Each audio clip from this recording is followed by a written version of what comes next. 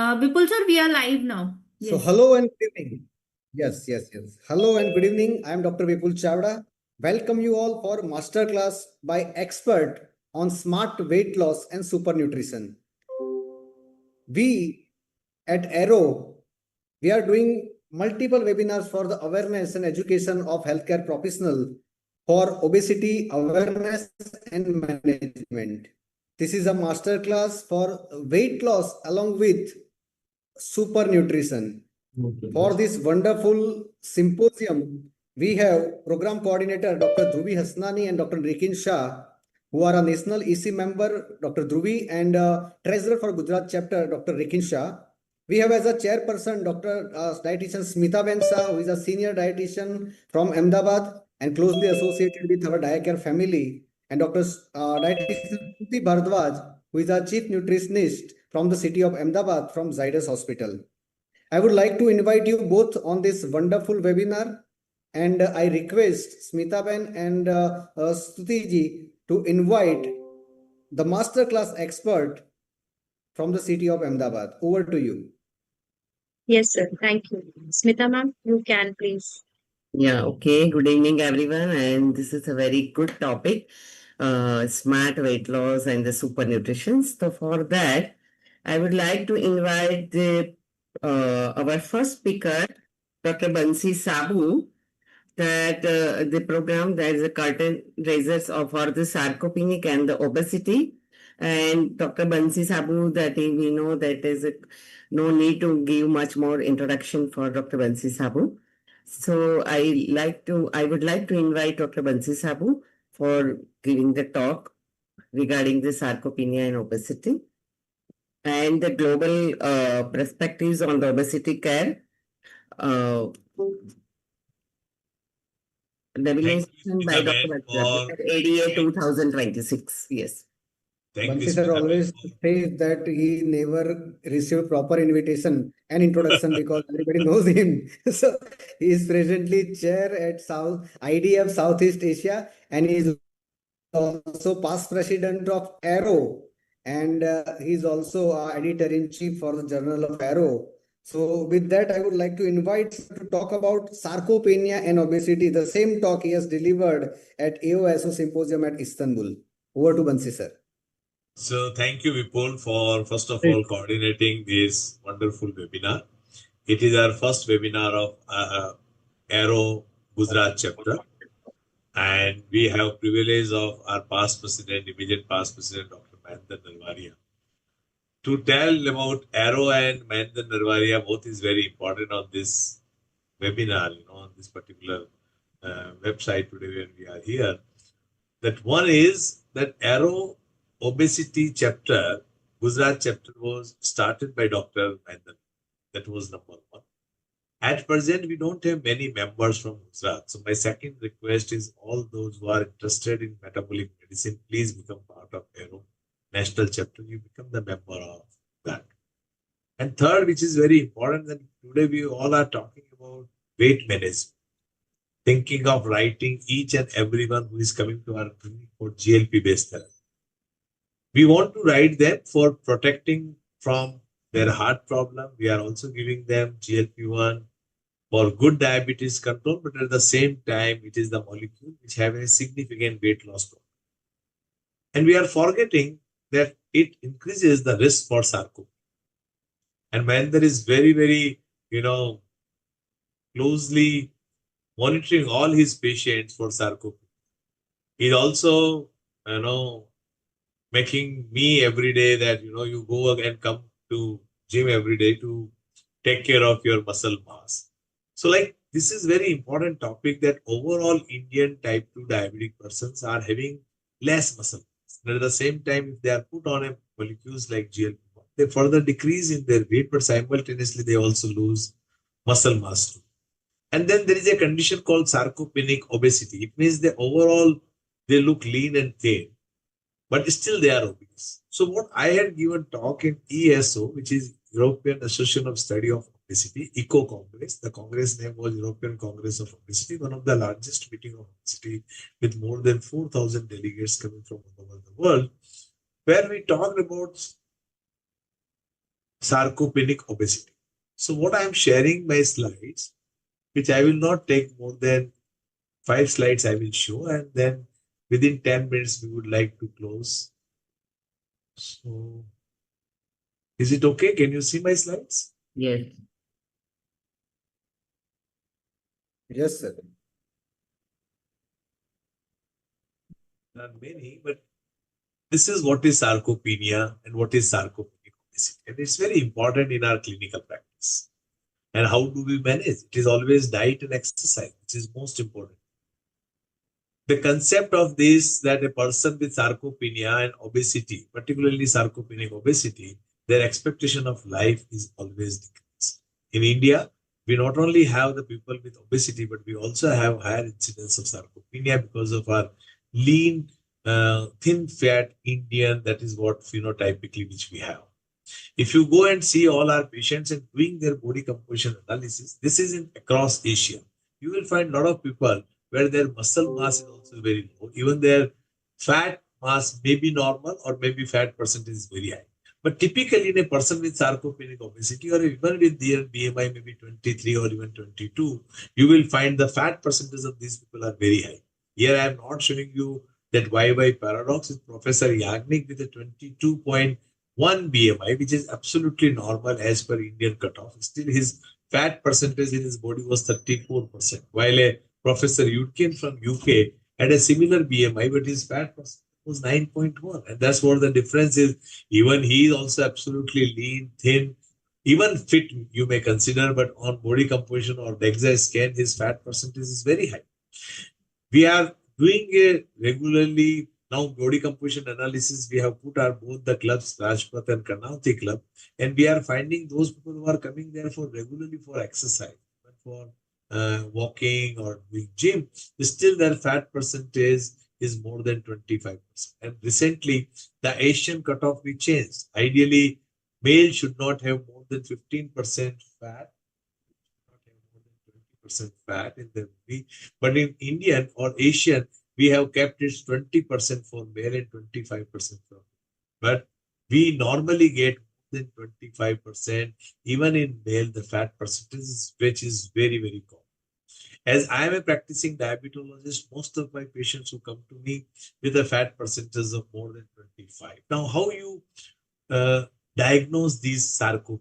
So one is low muscle strength. And I think this is one very important investigation which we can do for each and every person who is coming to our clinic, which is like a simple hand grip strength test. And this is the result last year in our Diabicon when we changed our Diacon name to Diabicon. Each and every delegate we had given one device to check the hand grip, and you can check the muscle strength of a person. So that's very important thing which we have done last year. The definition we have changed also for India, I mean the sarcopenic obesity, because there is an Asian consensus which we have created. This is one Asian working group of sarcopenia, which was in 2019. Then I was part of 2021, one of the group where I was, is a South Asian working action group on sarcopenia. We have, this is the muscle strength investigation which we get. This is one more important investigation, which is a very clinical examination that you can know a person is sitting on this without using his hand. If he can stand, it's a very simple test with a muscle function, which you can get information about the muscle strength. Some short physical performance battery, which is again not done most of the time in our clinic. So other than hand grip, the balance test can be done.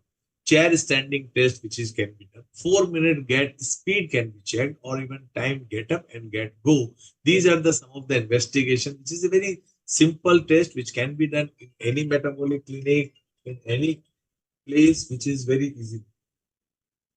Hello? एक meeting में हो गई 5-10 minute. Muscle mass, which we can also get from the DEXA scan too. These are the diagnostic cutoff points. I'm not going into the details. The same hand grip strength, gait speed, and these investigation which you can do easily in your clinic. This is strength, assistance in walking, rise from a chair, climb stairs, and falls. These are some of the points. You can take the photo. You can easily screen for someone for sarcopenia. Today we will be discussing not more about the sarcopenic obesity. Rather, today we are going to discuss more about that how we can treat. The best way to treat is exercise. Now, exercising starting at the age of 50 or 60 may not increase your muscle mass. So one should do exercise in young age, even when he is adolescent or even in childhood. But even at any age, someone starts, it is going to happen. So it does not mean that if I have not started up to the age of 50, I should not go next day, or someone even at the age of 70 also we should.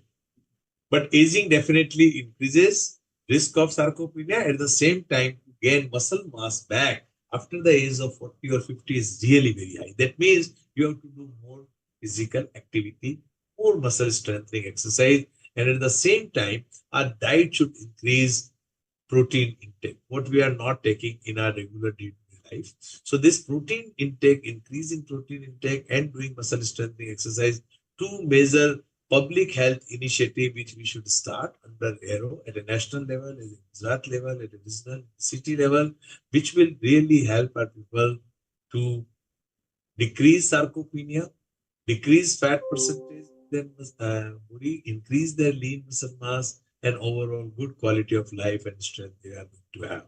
So this is very, very important. This one, there are a lot of paper if you just see for the sarcopenic obesity or sarcopenia in patients. But now we are going to see more and more sarcopenia because of GLP-1 analog. Today, the Acmedix, who is going to support this webinar, they have a high protein replacement formula, which is to be used along with people who are on GLP-1 analog to help the people to have increase in their protein intake. So this is very simple. So the exercise, most important thing, hypocaloric, I mean the diet which contains more protein, which is now this year it is recommended that 1.2 gram per kg. Even it is difficult to take 1.8. Vitamin D and other therapy also to be included in the persons who are taking GLP-1 on regular basis.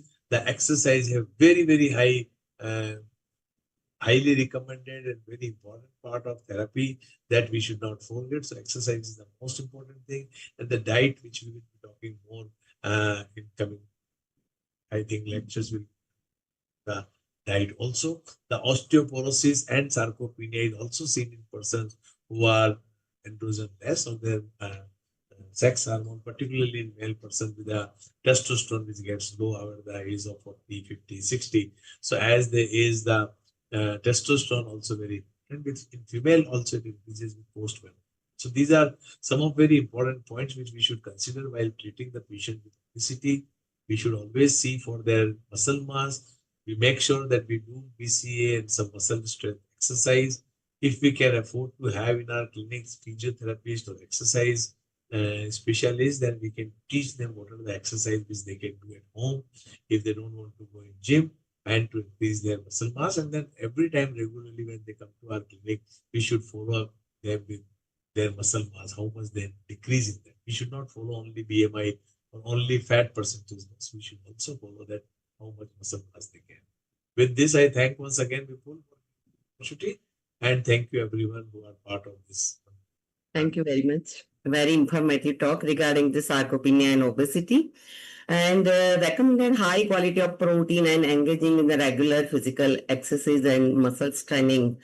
And protein intake, we Indians have the very low protein intake. So protein intake should be more, you should increase and distributed protein evenly entire the day, and your body can synthesize about 30 grams protein at a time about for a muscles repair. So divide the protein throughout the day, not only in the dinner and the lunch, also good amount of protein in the breakfast.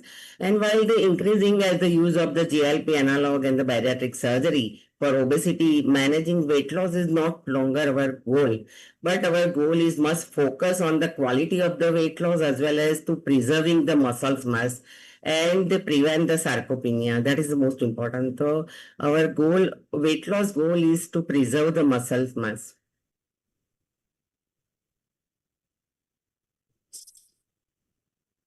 So wonderful talk, Bansi sir, as usual. And with that, let's start discussing about the supernutrition and how we can fight this sarcopenia in the era when we are treating obesity with a pharmacotherapy, and this pharmacotherapy has a capacity to reduce not only fat mass but also muscle mass. So to start with, we have experts. First of all, Dr. Sanjeev Phatak sir, who is a renowned diabetologist from Ahmedabad, Gujarat, India. Uh, Globally, we know him, and he's a past chair for RSSDI Gujarat chapter. We also acknowledge the presence of Dr. Purvi Chawla, ma'am, who is a Secretary General for Aero India. And I would like and request ma'am if she is open her camera and give few words for this first webinar of Gujarat chapter. It's a very honor moment for all of us. Purvi ma'am, are you there? I am very much here. How can I miss a talk by Dr. Banshi Yeah. sir and this vibrant Gujarat team of RO? I think it's an excellent program that you have organized on a very relevant topic. And I'm taking my notes from everything that Dr. Banshi sir has also said. So, congratulations to the Gujarat chapter of RO. Uh, well done, and please keep it up. This should motivate other chapters as well to take up more activities. Thank you. Thank you so much, Vipul. Thank, thank you, ma'am. I would also acknowledge the presence of Dr. Parag Shah, sir, senior endocrinologist from the city of Ahmedabad. And I request sir to again start his camera so that we can start panel discussion. And I would request Dr. Rikin Shah, if he's there, to call Dr. Mahendra sir. I think he has and also Dr. Navneet Shah sir to join. He requested he will join after 9:20. So just a quick reminder to him. Let's start with Sanjeev sir. Sir, in this era when we are treating obesity and we are already sarcopenic, and with the pharmacotherapy that treats obesity induce some kind of sarcopenia. So to preserve muscle mass for long term, which is more important, exercise adherence or nutritional adherence?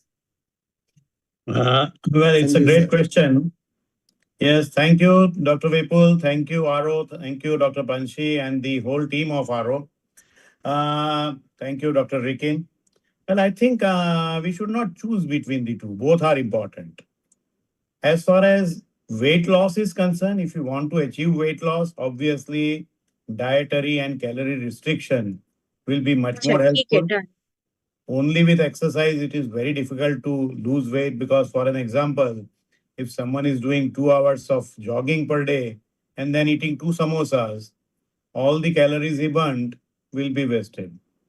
So for losing weight, diet plays more important role.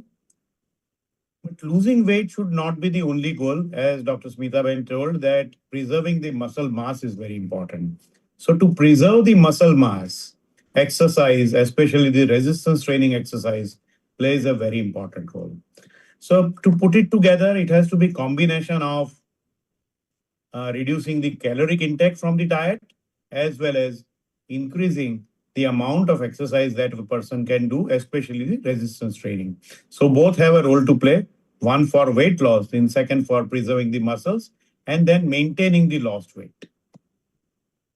Yeah, perfectly said, sir. Both are very important and both goes hand in hand. So my question is to Parag sir.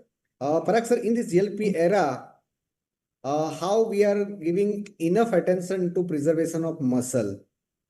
Because in our population, when we ask as a diabetologist or endocrinologist to our patient that what is their exercise regimen or schedule, more than 60% of the patient are saying that they don't do exercise, they don't have enough time. So at the time of starting incretin based therapy for weight loss, how as a clinician we can give enough adherence, advice or emphasis on muscle preservation? Parag sir.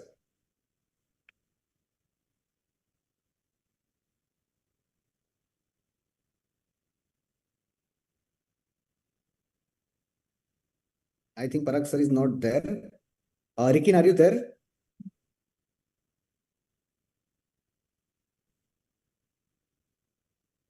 Yes, Vipul. Yeah, so would you like to answer that how we can emphasize more on muscle preservation by exercise in our patient who are on incretin? I think exercise, particular resistance exercise, is much more important. So resistance exercise is must, and we are advising all patients from the first day of. You are on mute, Rikin. Please unmute. So resistance exercise should be the part of the regimen when we are starting from the day one of the GLP-1 therapy, along with at least 1 gram per kg protein. That is somewhat difficult in current our vegetarian diet. So supplementation is also required along with resistance training, because many times along with GLP-1 therapy, patients' appetite is so much reduced, they are not able to take so-called 20 or 30 gram on each meal protein from diet. Because even after one chapati and some sabji, their stomach is completely filled. They are not even able to take supplement also. So obviously it is difficult to take protein. So supplementation and resistance exercise are must when we are starting the GLP-1 therapy from the day one.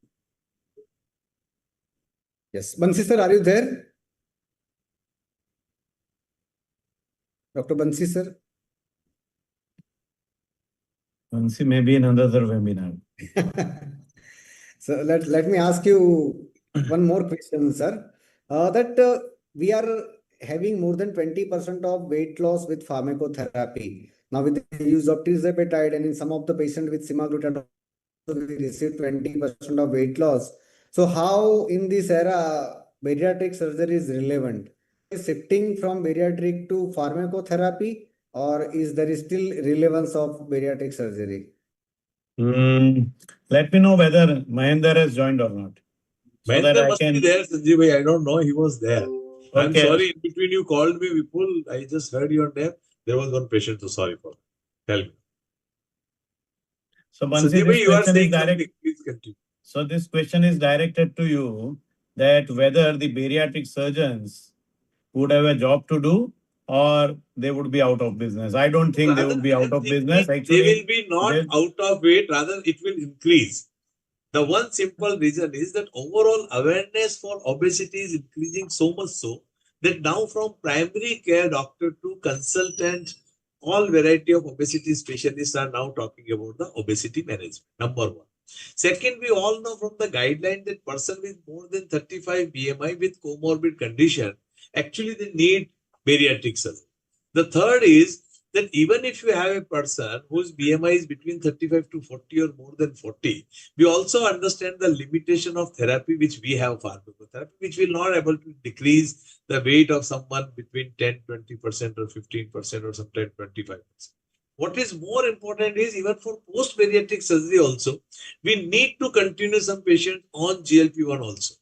Because even they lose their weight by 30, 40 kg, this therapy is to be continued for them, or sometimes just to make sure that they don't regain the weight. Now, what is more important is, this is my personal perspective, that in this complete management of obesity and weight management, whether someone is losing weight or not, but we should not forget the importance of nutrition and exercise, which is most important and most difficult part of it. I mean, to give someone injection or give someone a bariatric surgery option is much easier than the job which is done by nutritionist or by our educator or by ourselves, in terms of educating them for high protein intake and in terms of getting them regularly on exercise. And how much I am myself struggling, I understand, in last 5 years to increase my muscle mass, to increase my protein intake, and going daily for gym. I may go every day to club for exercise, but still to go in gym itself is difficult. This is my situation, what I'm telling. Yes, Sanjeev, your comment. Sorry. Yeah, absolutely. So the bariatric surgeons definitely will have a role to play, because if the therapy after 1 or 2 years starts failing, especially the GLP or the dual or even the triple, then what will happen? The patient will have a strong affinity for weight loss and they would not be losing it further. And then they would get frustrated and will want weight loss. And these patients ultimately will end up into bariatric surgery, again followed by the incretin therapy. So the incretins have a role to play. The bariatric surgeons also have a great role to play in near future also. Because the We are prevalence looking of at both. obesity itself is increasing. And that is why all the therapies that are directed at obesity are going to flourish. Yes, perfectly answered by both of you that they both are not a competitor of each other. They both are complementary to each other. I would like to just add one comment. If Yeah, we Ricky. see the data, less than 1% of people are already going for bariatric surgery. If we forget the GLP-1 era, if we go for before 3 4 years, then still less than 1% of obesity people are going for bariatric surgery. Rest 99% only want to do it diet and exercise. So because of the GLP-1 awareness, now more and more people are taking these semaglutide and tirzepatide medicines. So these from these many people are not able to reach their goal weight because of the intolerance of medicine. Some people might have contraindication to those medicines, or some people might not respond even to this medicine. So now more people will be referred to bariatric surgeon because now more people are coming to physicians for weight reduction. Before that, 99% of people were not reaching the physicians. They were reaching to some dietitians or some Ayurvedic, some herbal or anything, blah, blah. You know, all the available on the internet and local markets. So more people reaching doctors for weight reduction, it means more people will be referred to bariatric surgeon. Ultimately, as per my opinion, bariatric surgery and surgeon rates are going to be higher in upcoming years. Yeah, very well point taken, Dr. Rikin. I would like to ask Dr. Bansi sir that after he attended ADA 2026 and had wonderful two talks there and also at AOSO Istanbul Symposium, what is his single important remark or important changes that should immediately influence the obesity practice in India? So one is that high protein intake, which will definitely improve or change the scenario. Okay. But if you see the research which is going on, this year all phase 2 and phase 3 data, whichever GLP-1 or whichever GLP based therapy is being presented in ADA, their primary purpose was that how much muscle mass is increased. Because at present they don't have the cardiovascular outcome. They have not shown any other data. Even most of these molecules were reducing the weight of around 20%, in between plus minus. I'm saying some of them have shown even 15, some of them have shown 25, except that one molecule which was showing, which we all are looking for, a 30% weight reduction, which is a triple agonist. But still, all of them are looking for that how much muscle mass they are losing. But one thing I would like to say here, particularly on this platform, where webinar, multiple people are joining it, the semaglutide have also done one dedicated clinical trial where they try to see that is it really decreasing the muscle mass. And what they found, okay, yes, there may be, you may look on a DEXA or on a BCA that actually muscle mass is decreasing, but it's not, because there is a intramuscular fat which is decreasing, because they had shown it by showing it by increasing muscle strength. But there are couple of comments also against it on this editorial, that it may look, because these patients who are put on GLP-1 therapy, who are in a clinical trial, they are definitely given the standard of care which increases their exercise and which has actually increased their muscle strength. How can you say it is only by the fat of the person? So it's okay, but still it had shown that actually there is an increase in muscle strength. So in this ADA or even in any other meeting of diabetes which we are seeing in this year, they all are revolving around GLP-1 and on obesity management. And future molecules which are going to come, they are looking for that how we can preserve muscle mass and how we can increase the weight loss of a person, that is primarily fat loss. Yeah, so it is extremely important to have preservation of muscle mass with proper nutrition. So we have two nutritionists in the panel. Before going to them, I would like to ask Sanjeev sir that in this era, when you are prescribing intensive pharmacotherapy, how much protein supplementation do you think is necessary per gram of, or per kilogram of body weight? Well, previously we used to talk about 0.8 gram per kilogram. That would make about, for an 80 kg person, about 60 gram. But these days, when patient is on anti-obesity therapy, at least we should give 1 gram, if not 1.5. The recommendations are 1 to 1.5 gram. To meet 1.5 is practically very difficult for a vegetarian diet. But 1 gram per kilogram So for a 100 kg person, 100 gram per day, or for an 80 kg person, 80 gram per day is feasible. And as Rikin said, you will need supplements that would give about 20 to 40 grams per day. In addition, person can have at every meal, with breakfast, with lunch, with evening snacks, and with dinner, every meal should contain about 20 grams of protein, which will make 80 grams. To take 30, 40 grams at a time is really very, very difficult. But 20 into 4, that is 80 grams per day, is practically doable, and we have been doing it in many of our patients with help of supplements, with help of some good products that have been available now with Amul also, the Amul high protein yogurt, high protein shake, and then of course the natural pulses and soybeans and nuts and paneer and hunkered and all that. So I think it is possible to give up to 80 grams per day without causing any GI disturbance in most of the patients. Gradually, you have to increase the protein content, because all of a sudden a person taking 30 gram per day, if he starts taking 80 gram, he would have gastric intolerance. But otherwise, if you gradually increase the protein content of the diet, I think that is practically acceptable and doable. Thank you, sir. We have Dr. Parag sir here, and I would like to ask Parag sir that now we have a synthetic semaglutide available. So prescription is from specialist, super specialist cabin is entering into physician's cabin as well. But nobody is supported with the team that a clinician who is doing specialty practice is having, the team of nutritionist, team of counselor, team of physiotherapist. So I would like to know from Parag sir that he gives some tips to the clinician or physician who are newly prescribing this GLP-1 RA for diabetes management or obesity management, that what bullet points by you are very necessary for the clinician before prescribing this GLP-1 RA to their patients. Vipul, just a minute before Parag answer, I want to introduce here Parag Shah. He is a living legend who has lost his fat very, very significantly.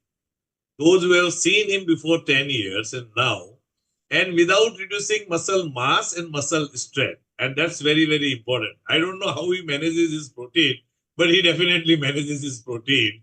And you can see him drastic changes. I'm sure Sanjeev Bhai knows him since last 30 years, but I know him also since last 20, 25 years. A drastic change and without losing muscle mass and strength. Now, Parag, your answer. Sorry. Yeah, fortunately, I lost before incretin-based therapy became. Yes, definitely. Otherwise, so that's everybody the reason would I have told said. you.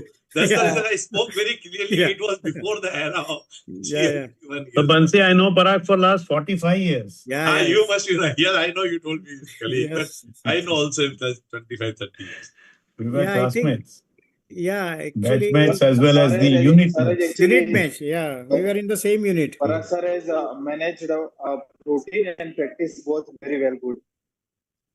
Yeah, I think Dr. Vipul, to answer about some bullet points for the physicians who are not frequently using the incretin-based injectable therapy purely because of the economical reasons, and now it is being available at a quite affordable rate. First bullet point for diabetic patient, I think every diabetic patient undergoing incretin-based therapy or GLP-1 therapy, otherwise also they should undergo fundus examination and to rule out significant retinopathy. As we all know that any sudden reduction into the glycemia by any means would deteriorate the proliferative or a pre-proliferative retinopathy, and that is one of the major reasons where patients may lose vision, not the neons, but it is the diabetic retinopathy worsening.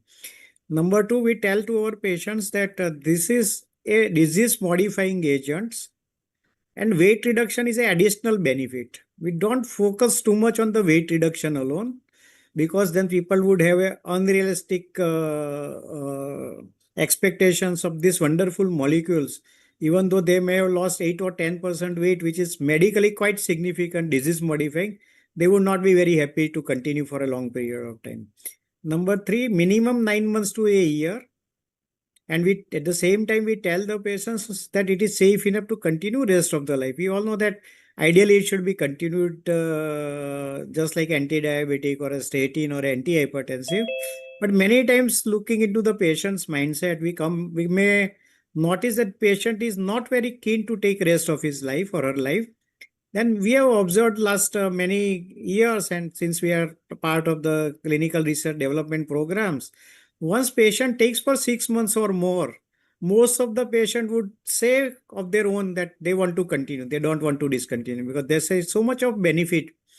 And before significant weight reduction occurs, there is a significant improvement in quality of life. We have seen the patients who had lost a 3 to 4% weight in the first follow-up visit, and they say that my osteoarthritic symptoms have started coming down, my breathlessness has started coming down. So the quality of life, of course, the HbA1c, blood pressure, everything starts reducing. So it's very important to tell the patient it's not a short-term treatment. It is studied to be safe, effective, and now we can say that it can modify many of the diseases. It does not harm any organ, but it may help the many patients with say heart failure or hepatic problems or a renal insufficiency to have the reduction in their deteriorating course of the comorbidity. Just like we are talking about the protein intake and the sarcopenia was there prior to GLP-1. Why we are talking just now? Because in the lay media and the lay press and the internet, everybody talks about the muscle loss with the incretin-based therapy. Nobody is talking about the weight loss with the SGLT2 inhibitor and some reduction into the skeletal muscle mass with the SGLT2 inhibitors also. So it's a good thing that people have started talking and worrying about their preserving their muscle mass and muscle strength and improve their dietary intake, specifically to take the good amount of the protein. As Dr. Sanjeev has mentioned, 1 to 1.25 gram per kg is the ideal recommendations. But many of the times if the patient is significantly overweight, we can go by at least 1 gram of their nearer to their ideal body weight. So somebody is 100 kg and their ideal body is 70 kg, so at least 70 gram, if not 100 gram. So minimum would be required. And as Sanjeev has mentioned, gradual up titrate your diet intake of the proteins and gradually start with the resistance exercise.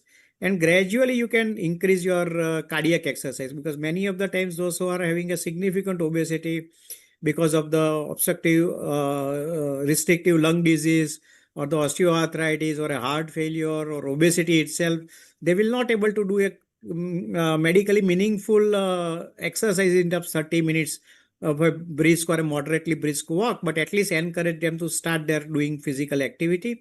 And resistance exercise and simple exercise, as Dr. Mansi also has mentioned, can be started right from day one. So these are some of the bullet points for the physicians who are not very comfortable of starting this therapy, because these are the new molecules for them, because now it has become affordable. Excellent, sir. You have given a very concise and precise guideline for the clinician who are very new to this pharmacotherapy with GLP. Now we have Dr. Mahendra Narvaria, sir, senior bariatric surgeon and immediate past president for National Aero. And we also have Dr. Navneet Shah, sir, senior endocrinologist and presently chair for the Aero chapter of Gujarat. So let me ask Dr. Mahendra, sir. Sir, in your absence, we discussed that bariatric surgery is going to increase. Rather, pharmacotherapy and bariatric surgery will be complementary to each other. But now we have semaglutide, which is promising more than 15% of the weight loss. We have tirzepatide, which is promising more than 20% of the weight loss. And in future, we are having molecule which can reduce up to 30% of weight loss. But please guide us that which strata of patients should directly go for bariatric surgery rather than waiting for this pharmacotherapy to help them. So Vipul, since last 30 years or 25 years, we were struggling to treat obesity. So now at least patients started thinking about a treatment. So they are going to a doctor, and doctor also has something to offer. Earlier, there was nothing to offer them. So at least people have started taking treatment. That is most important. So even if, pharmacotherapy is always complementing to us bariatric surgery. Otherwise also, less than 1% people are getting bariatric surgery done, even though they are qualified for bariatric surgery. So 99% people are anyway, they are not opting for surgery. So if at least they can opt for something which will help them improve their quality of life, their communities, and they can at least start some treatment. And if they fail at some stage, they always come back to us for bariatric surgery. And those who are already having more than say 40 plus BMI or 50 plus BMI, morbidly obese, not able to walk, not able to do any exercise, anyway, they don't have any other option other than getting bariatric surgery done. So by I don't know about rest of India, but in my practice, the numbers are not reduced after this GLP-1 or tirzepatide, which was introduced in last almost more than a year now. But people are coming. So we also see a lot of people coming every day asking for these medicines, and we offer them also. So I think by another few years, we'll be having more number of patients who will be coming for bariatric surgery, and many people will be continue taking this because those who can afford it for the rest of life, they can do it. And if they can modify their lifestyle in after some weight loss, I think it is boon for them. They can do the best of for themselves. Yes, from the physician perspective as well as from the surgical perspective, they both are believing that they are complementary to each other, and whatever suits the patient best, they should go for that.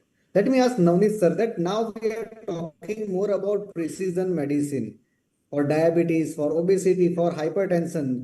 But sir, guide us, what will be the future of obesity management? Will it be more genotypic based or will it be more phenotypic based? Up till now, we have not found out the genes and which are responsible for obesity.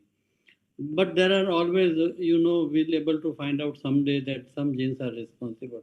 Except for the syndromic obesity, the rest of the garden variety obesity, it is all epigenetic or, lot of other than non-genetic factors which are responsible. And these are factors which are so subtle that we hardly can find out that whether it is the only sedentary habits or whether it is food or whether it is sleep, many things. But most important thing, which is I think would be important for development of obesity, would be a neurohumoral mechanism which is responsible and primarily responsible for this thing. Initially, when we did not know much about the hormones, leptin, ghrelin, and incretins, we thought that it is the imbalance between the calorie consumption and calorie expenditure. But I think the neurohumoral mechanism, which is the most powerful compulsive mechanism for the obesity. So in future, I think now there are a lot of awareness, and as Mahendra said, everybody, first of all, the major change has occurred because we have a powerful tool to reduce the weight. Like sildenafil came, then the quacks went away from impotency. Like IVF was established, then there were so many non-allopathic people who were guiding about whether you do this and whether you do that and you can become pregnant. So those are things. So if we have some powerful tool for managing obesity, then and then we'll be able to address the issue. Likewise, bariatric surgery, Mahendra said, why initially it was not popular? There were two reasons. One was the learning curve. There were not many efficient surgeons like Narvaria who did surgery. And then the cost of one-time cost also was very important. So I think genetics will come. We do not know what are the exact genes or SNPs available for obesity. But right now, I think it is a neurohumoral mechanism which may or may not be genetic and responsible for the development of obesity. Thank you, sir. So till now we are just having a scientific discussion, but let me take you this discussion to some interesting level and ask me some question, the answer of which can have interactive debate. And starting with again Sanjeev sir. Sir, we are talking about 10,000 steps daily that will be sufficient to manage obesity. Many people are claiming that you should do that and you will get rid of obesity. So, is it a truth or is it an overrated thing? Well, 10,000 step is a good motivational tool to motivate someone that you walk for 10,000 steps and you will be able to burn enough amount of calories. On The contrary, I would advise that 7,000 steps plus resistance training exercise. This in combination will work better for all the metabolic benefits. All these years, we have been ignoring the muscle, which is the most powerful organ and least commonly discussed in the medical practice. So I think muscle training or the resistance training, strengthening the muscles, is going to be the key winner as far as the management of obesity is concerned. So 7,000 steps plus resistance training should be the way forward rather than just 10,000 steps. Yeah, thank you, sir. Dr. Parag, sir, protein supplementation are becoming very common. All the pharma companies coming with one or other brand of protein. So is it actually science behind that, or is it a marketing game? Definitely, I think with the properly authenticated brands from the reputed pharmaceutical companies, we trust that how much is the protein content, how much is the fiber content, and how much is the carbohydrate. Many of the commercially popular protein containing supplements have actually more of the carbohydrate and less of the protein. They have protein, but carbohydrate content is nobody talking about. Everybody said 10 grams per scoop, 15 grams per scoop. But if you read it carefully, there are lots of carbohydrates also. So I think with all the reputed brands marketing the protein supplement specifically because of the awareness in public in general, in a medical fraternity also, and the need after the incretin based therapy, and as Dr. Sanjeev has mentioned, the need of a good muscle health as a one of the cornerstone of your metabolic health. I think it's not just a marketing, there is a science behind it also.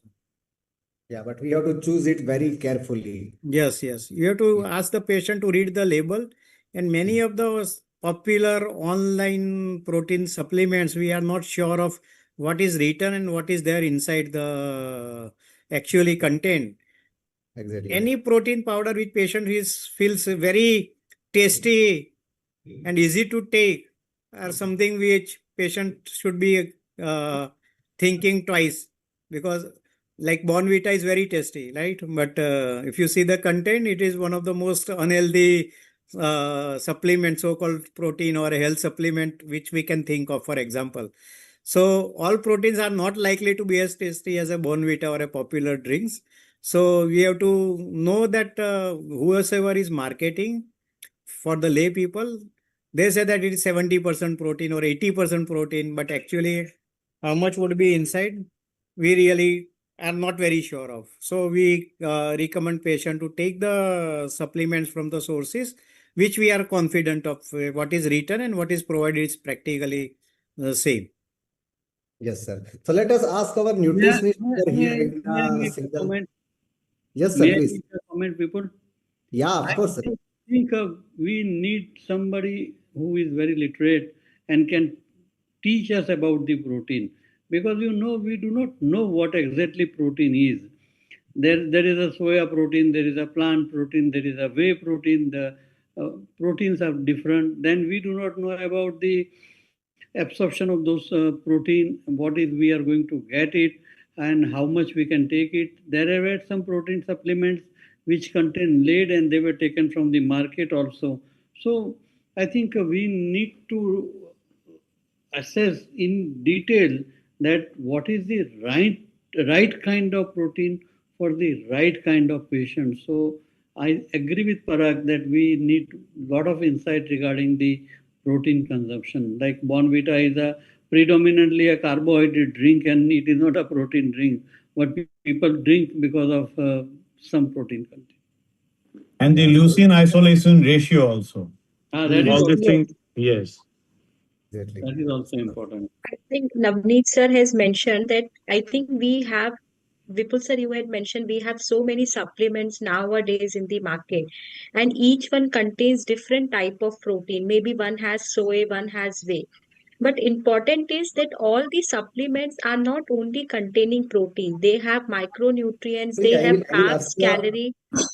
I will ask you a very specific question that we are talking about incretin therapy induced sarcopenia or already patient who are having sarcopenic obesity. So what should be a co-prescription with GLP? Is there any specific brand or is there any specific composition that a person or a obese individual who is taking pharmacotherapy, which is incretin based, should take as their co-GLP?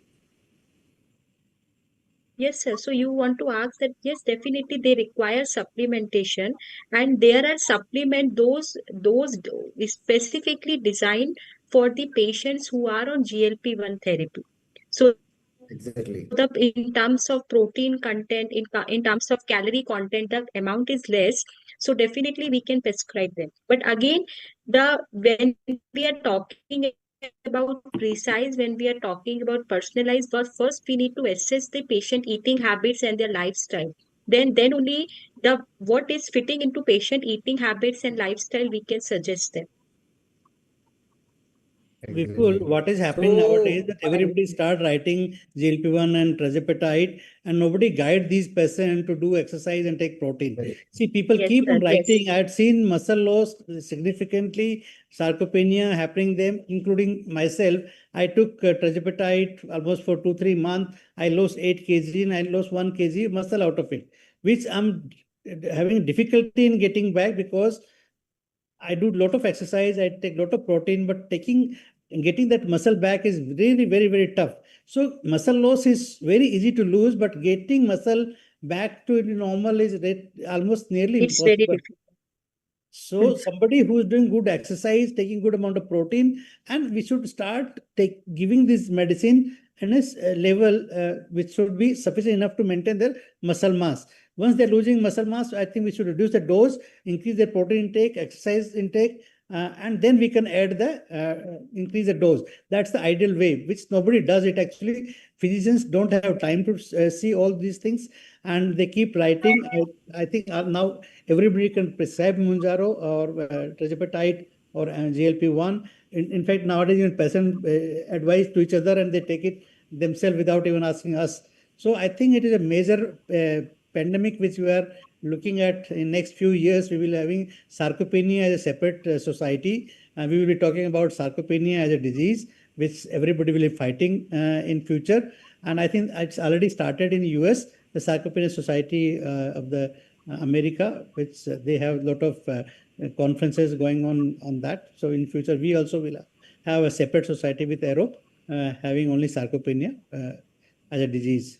Yeah, the hot question, sir. Yeah. Mahendra, Sir, yes, after sir. 5 years, what? Yes, yes, no, sir. Yeah, go ahead, Vipul. No, sir, you So, tell. sir, Sanjeev, sir, yes. Yeah. Yes, absolutely. So I think sarcopenia specialty may develop of its own out Yes, of yes. the weight loss therapies, all that we have. Having said I, that, having said that, majority of patients who are doing exercise right from day one and are taking good amount of good quality protein, they are having very little muscle loss. We have patients who have not lost even a single kg of muscle in spite of losing 20 kg of weight. So all the weight that is lost is either from the fat or maybe from the fluids, but no muscle loss. But these are few exceptions. Otherwise, as Mahendra said, even 10 or 20% of the muscle loss may make the patient less energetic, and that's why we should try and prevent the most powerful organ of our body, that is muscles. So Otherwise, we'll have sarcopenia all around. Yeah, even I have few patients who has gained muscle after Yes. even taking this medicine, but they're taking good care of themselves. They do a lot of exercise, taking good amount of protein, what is prescribed to them, which is next to impossible, particularly in vegetarian diet. I take everything and my protein intake. I take almost every meal I have a protein, and still I could lose muscle. So I'm afraid to take Mounjaro again or tirzepatide again just because I don't want to lose my muscle mass. Yes, sir. One comment on Thank my you, sir. side, Last because one. self-injection is there.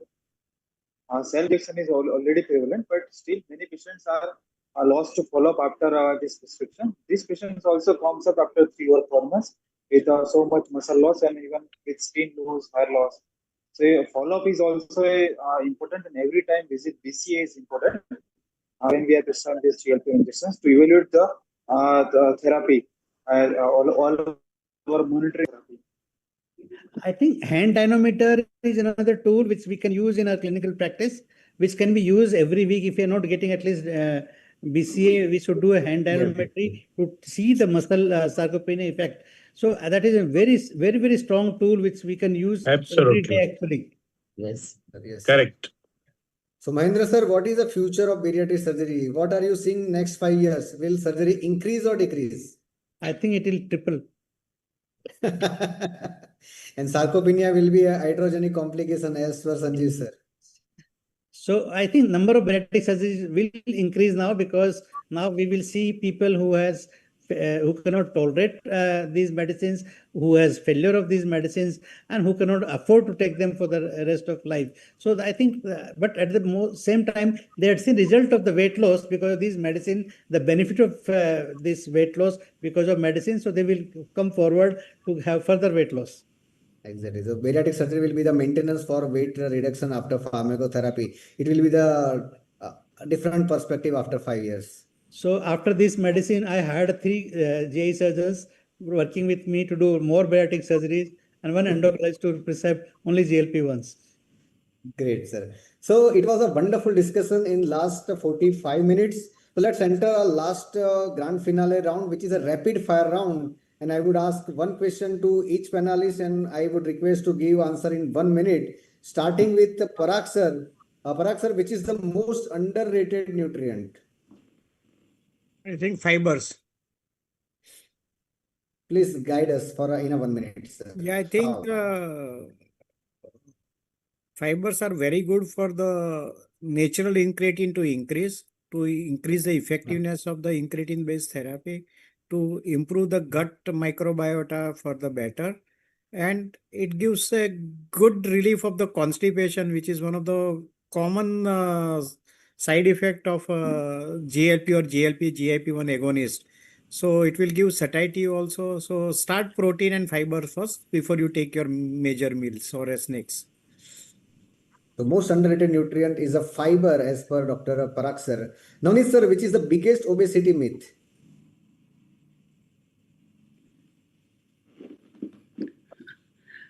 I don't know, but if people say that it is all because of the patient's habit or patient's lifestyle which makes them obese, then I don't agree to that. Because many a times, obesity hoy. many a times the lifestyle is not responsible for obesity, but it is the neurohumoral mechanism plus minus genetics which is responsible for obesity. So I would really have sympathy. Initially, when we didn't know much about that, then we used to hate obese, like alcoholism. We did not like alcoholics, but now we see that you look at the receptor dependence and people become addict to the alcohol, then it is not only their fault. So it is something like that, that if one says that obesity is only because of the lifestyle changes and because of the bad willpower of the person, then that is the biggest myth. Exactly. I think it is a history which is responsible because our genes have seen starvation in past. So the new genes, when they get a lot of calories as an intake, the body want to take it and store it. So I think, and everybody is developing that kind of habit. So when I was a small kid, I was the most obese kid till my 10th standard. Though I could maintain my weight with the lifestyle changes and everything, but a lot of effort is needed to even maintain that. Exactly. I find Sanjeev sir is always solution oriented. So let me ask sir, which is best exercise for obesity? Well, the best exercise the patient can do on a long term for next 5 or 10 years, which the patient enjoys rather than forcibly does. Because sustainability beats the intensity. So I would go for an exercise which the patient will enjoy the most. Exactly. I think the best exercise is, instead of this, you should do this. Absolutely. But it is the most difficult exercise, Mahendra. Offered an ice cream, to do that exercise is very difficult. Yes, sir. So Mahendra sir, should pharmacotherapy tried every time before for surgery, or can we go directly straight forward to surgery? No, pharmacotherapy is not required to start unless until somebody is unfit for surgery. Those are super obese people having compromised heart, lung, and even lot of edema in abdominal wall who are not fit for surgery, who are not ambulatory. We can reduce some weight for some time. Like I had a patient who was in ICU on ventilator, came out, and then was on home oxygen. So these patients who are waiting for surgery, yes, these pharmacotherapies should be instituted to lose some weight. We make them fit for surgery, and then we can operate them. And in future, after surgery, even if they are those who are not reaching their target, we can always add pharmacotherapy, and those who are gaining weight, we can always add. So it is a concomitant therapy, or just like chemotherapy, we can always add after surgery also. Yeah. Now we ask Dr. Rikin, who is the youngest doctor in this panel. Rikin, what will be the future of obesity care in India? Will it be a lifelong therapy like hypertension or diabetes, or there will be something that will actually cure obesity and patient can exist the therapy plan? I think we are happy that we have now power molecules which can even treat obesity. And most people will require long-term therapy. But according to me, in a practical purpose, patients will take this therapy for 1 year. They will reach full weight. After 1, 2, or 3 years, they will again gain 5, 10, or 15% weight loss. They will again come for this therapy, take 2 or 3 months, and again they will reaching full weight. So it will be on and off mechanism. And many patients can futurely they will self-prescribe this medication after learning all the dosages. So it is going to be on and off for most cases, and a few patients can take with diseases like diabetes or heart disease. These patients are already on multiple medications. These patients are already on insulins. They will continue their GLP-1 medication for long term, not only as a weight, but as a disease modifying agent to reduce the CV risk, to reduce the renal risk, and to reduce all our mortality. Yeah. So that means the medicine will go out of control of physician in future. People will keep taking and giving to each other instead of, because there is no hypoglycemia like insulin if you take high dose or low dose. So there is no as such bigger side effect. So they can always manage their doses. They learn how to take it. Everybody can take it. It's so easy to take. So where is the role of physician in future? Maybe after 2-3 years, somebody is on this medicine. Will they come back to your clinic to get it prescribed again? Or they'll take that? They will come back, but still there Yes, many patients are coming back. I think They are not able to come back. pharma companies have better future than the doctors, it would mean. Yes, true. One quick remark for me. Because many a times patients are not losing weight with the same dosage of semaglutide or same dosage of tirzepatide. So when they are not losing weight, they will come to again, okay, doctor, I am not losing weight at the same dose. Then they will have loose skin, when they will have hair loss, or because of this, I think complications, they will come again.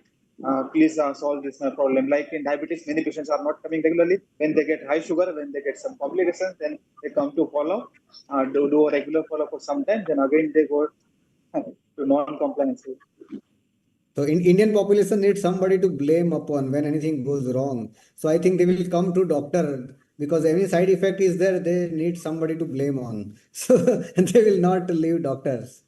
So it was a wonderful discussion to have all of you. It was a first webinar by Aero chapter from Gujarat, and we have all esteemed panelists who gave wonderful answer and guide us all.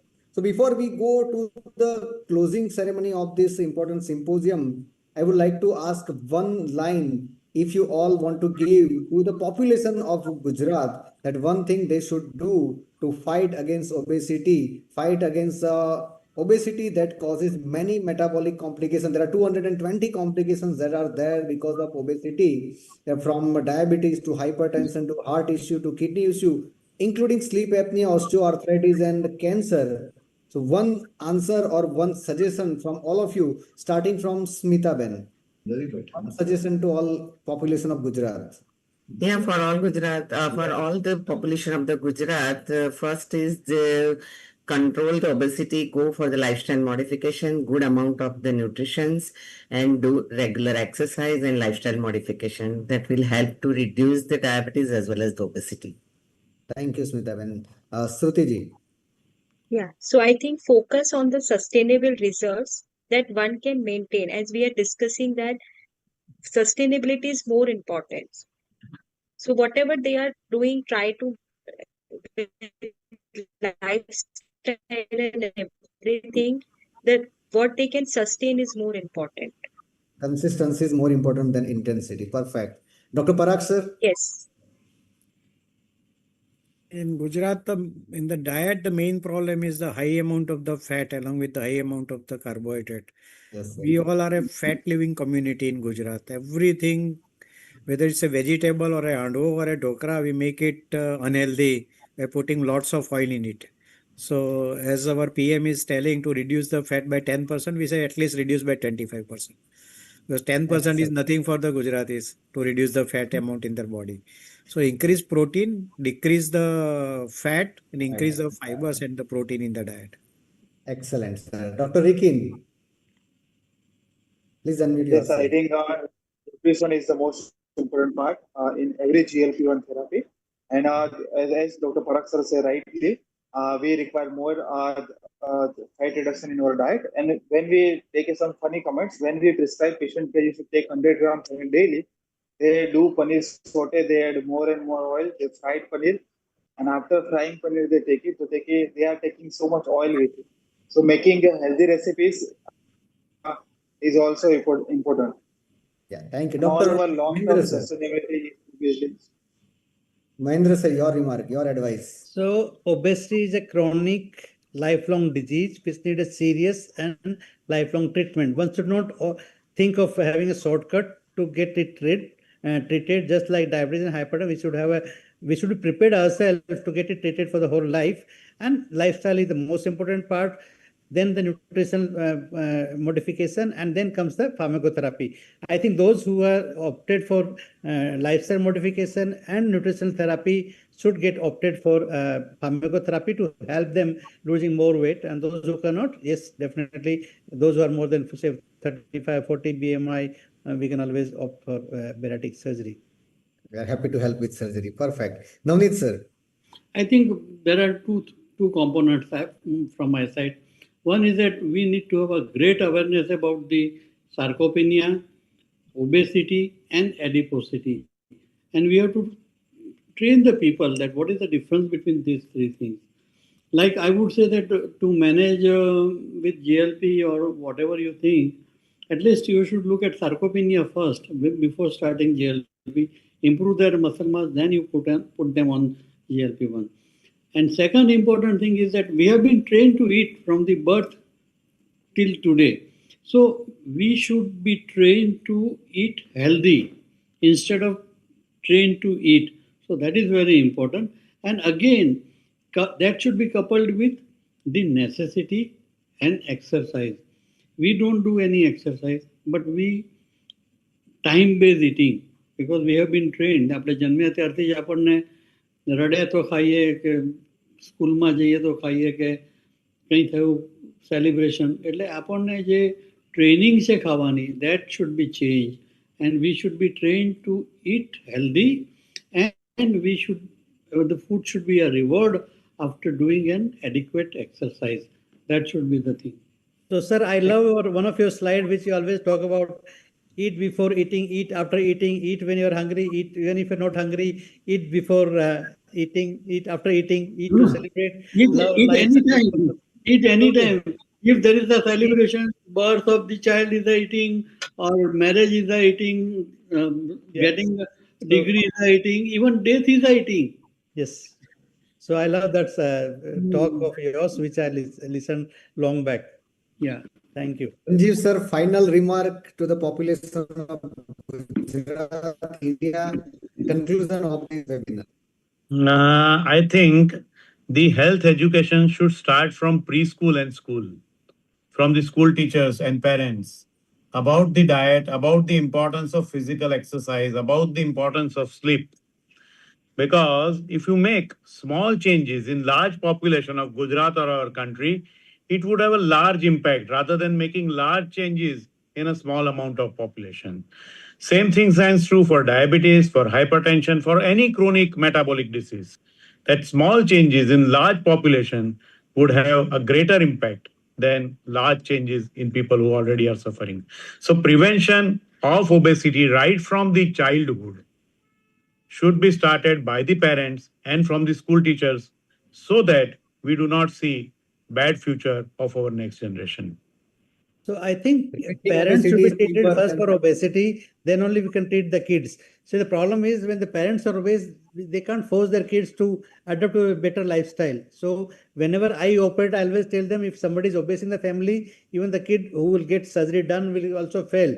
So it's better that everybody should get treated for the obesity so that they can have a better outcome.